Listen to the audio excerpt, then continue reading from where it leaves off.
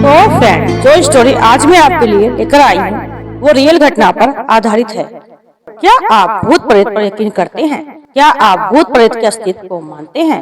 अगर आप मानते हैं तो भी, और अगर आप नहीं मानते हैं तो भी, आज आप सोचने पर मजबूर हो जाएंगे कि भूत प्रेत होते हैं या नहीं।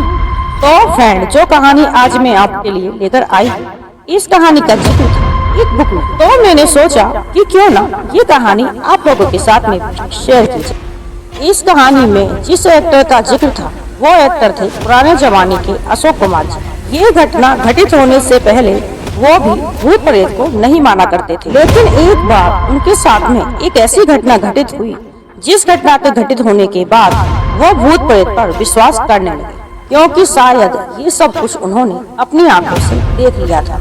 एक बार की बात है, अशोक कुमार जी अपनी बालकनी में बैठकर अखबार पढ़ रहे थे। तभी उनके फोन पर एक फोन आता है और उनके फोन पर एक डायरेक्टर बात कर रहा था। उस डायरेक्टर ने बताया कि जो आपके भाई हैं किशोर कुमार जी, वो मेरे स्टूडियो से एक गाड़ी लेकर आज चले गए हैं। उस गाड़ी के साथ आज एक सीन शूट होना था, मगर वो गाड़ी चलाते चलाते स्टूडियो के बाहर चले गए और फिर लौटे ही नहीं।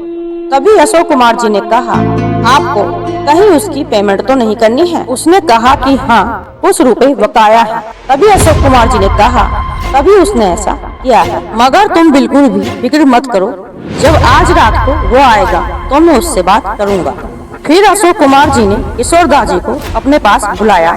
फिर क्या था, किशोर दा जी को बिल्कुल समझते हुए देने लगी कि आज मेरी बहुत डांट पड़ने वाली है, और फिर वो हाथ जोड़कर खड़े हो जाते हैं। और जब वहाँ पर अशोक कुमार जी आते हैं और फिर अशोक कुमार जी किशोर दा को बहुत घूर घूर कर देख रहे थे और फिर बहुत जोरों से हंसते हैं और कहते हैं कि तू ये सब कुछ कैसे कर लेता है, मैं तो ऐसा कुछ कर ही नहीं पाता। फिर दोनों भाई बहुत जोर जोर से हंसने लगते हैं और एक दूसरे के गले लग जाते हैं।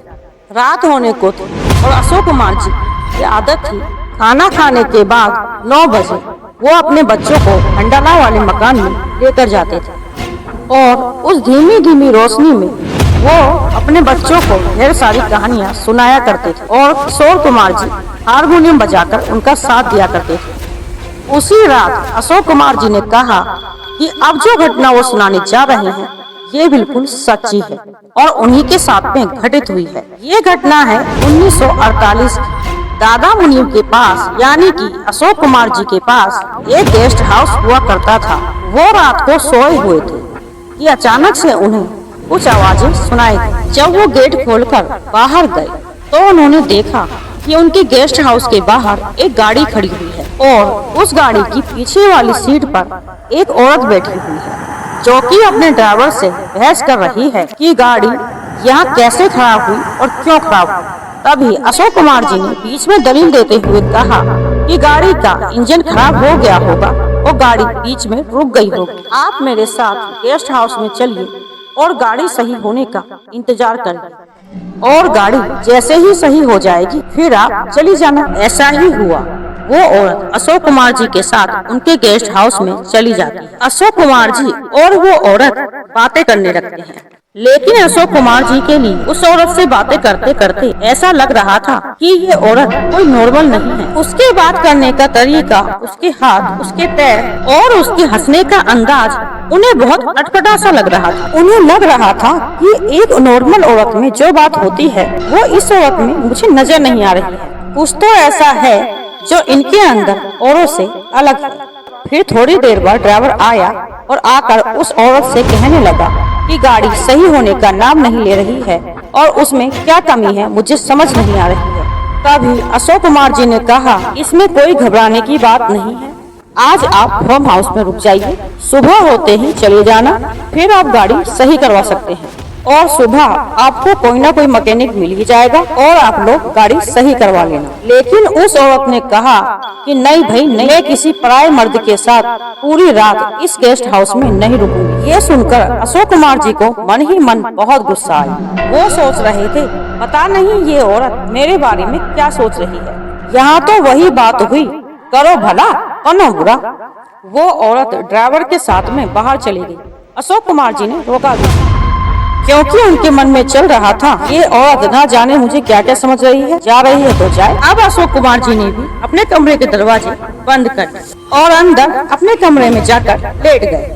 वो अपने कमरे में जाकर लेटे ही थे कि अचानक से बाहर से रोने की और चीखने की आवाजें आने लगी। आवाजें आ रही थी, बचाओ बचाओ बचाओ मुझे, इस तरीके से आवाजें आ रही थी। जब अशोक कुमार जी ने ये आवाजें सुनी तो उन्होंने अपने गेस्ट हाउस का दरवाजा खोला और वो हिम्मत करते हुए घर के बाहर गए तो उन्होंने देखा कि वो गाड़ी अभी भी उनके गेस्ट हाउस के बाहर खड़ी हुई। अशोक कुमार जी ने हिम्मत दिखाई और हिम्मत दिखाते हुए वो गाड़ी की खिड़की के पास गए तो उन्होंने देखा कि उस औरत का ड्राइवर गाड़ी की सीट पर लेटा हुआ है और उसकी गर्दन कटी हुई है। उसकी गर्दन में से फुव्वारे की तरह खून बह रहा था और जैसे ही उसने अशोक कुमार जी को देखा, अशोक कुमार जी को देखकर वो एक बार फिर चीखा, बचाओ।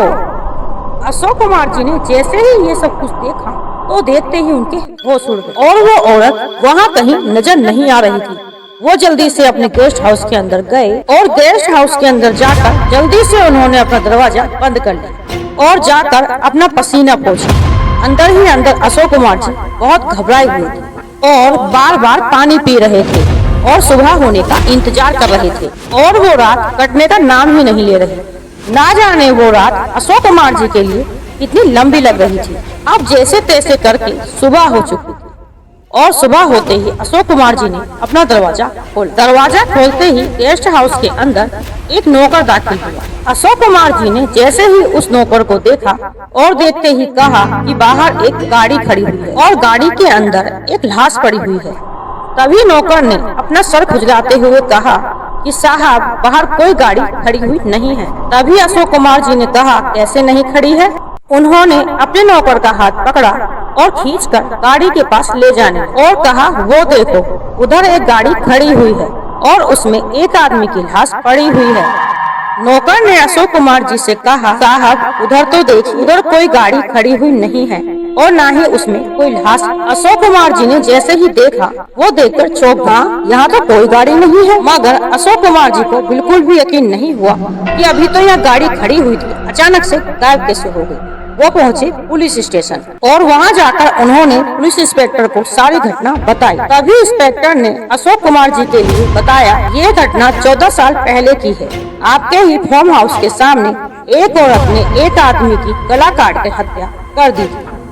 फिर उसने भागने की कोशिश की और भागने की कोशिश में वो भी एक गाड़ी के नीचे आ गई और उसी समय वो भी मर गई।